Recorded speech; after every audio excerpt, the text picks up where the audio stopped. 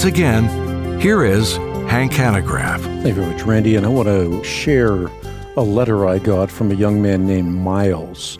His father was with me in a Bible study, and so his son ends up sending me an email. And I was very touched by this because when I read the email, and I can't go through the whole thing because there's not enough time, but when I read the email, I thought back to my own circumstances when I was in high school. And so I wanted to sit down and write him a thoughtful letter because he wrote to me saying, I have recently been researching the evolutionary theory and specifically Charles Darwin's ideas about natural selection.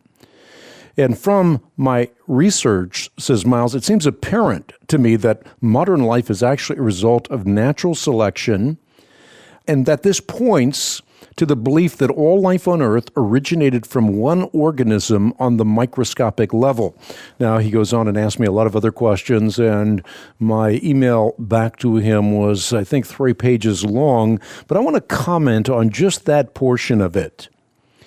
And that is the whole idea of natural selection and the current contention that all life on Earth originated from one organism on the microscopic level. Here's something I've said many times on the Bible Answer Man broadcast. Just as cosmology's Big Bang undid the dogma of an eternal universe, so too biology's Big Bang uprooted Darwin's tree of life. Because Darwin theorized that every organism evolved from a common ancestor as a result of natural selection acting on random variations. But the Cambrian explosion points in precisely the opposite direction.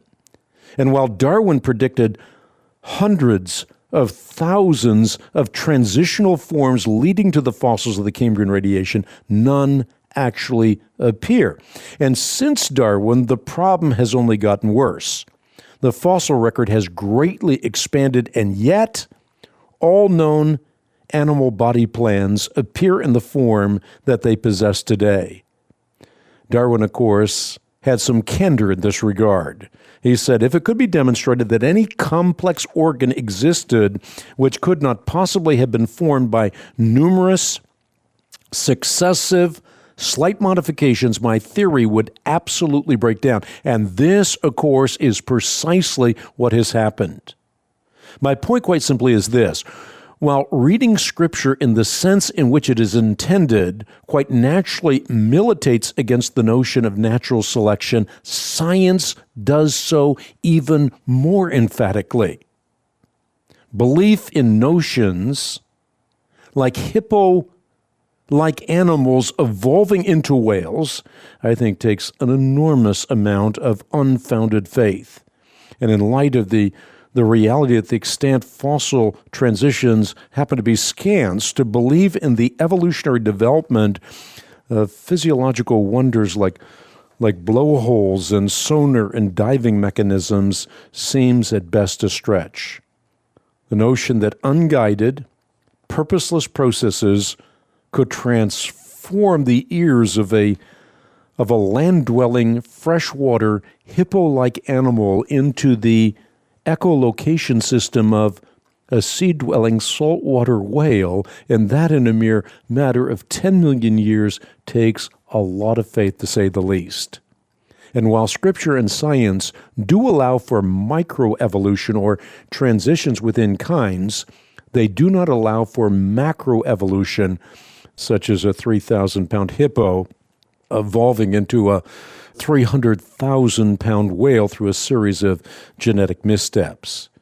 And again, while I have dealt with all of this and more in the Creation Answer book, this rather lengthy response to the letter by Miles, and by the way, I just read about a third of it, was motivated because of my own personal experience. I grew up in a Christian home, but in high school came to the conclusion that science and Scripture could not be satisfactorily harmonized. And as a result of that, I walked away from the faith. Today, looking back with 20/20 hindsight, I realized that the problem was neither science nor Scripture, but my own misapprehension of both.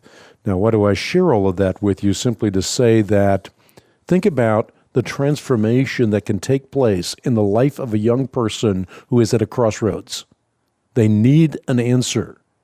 And if we're equipped to give them that answer, they may not go through what I went through, a spiritual wasteland, until the time I was 29 years of age.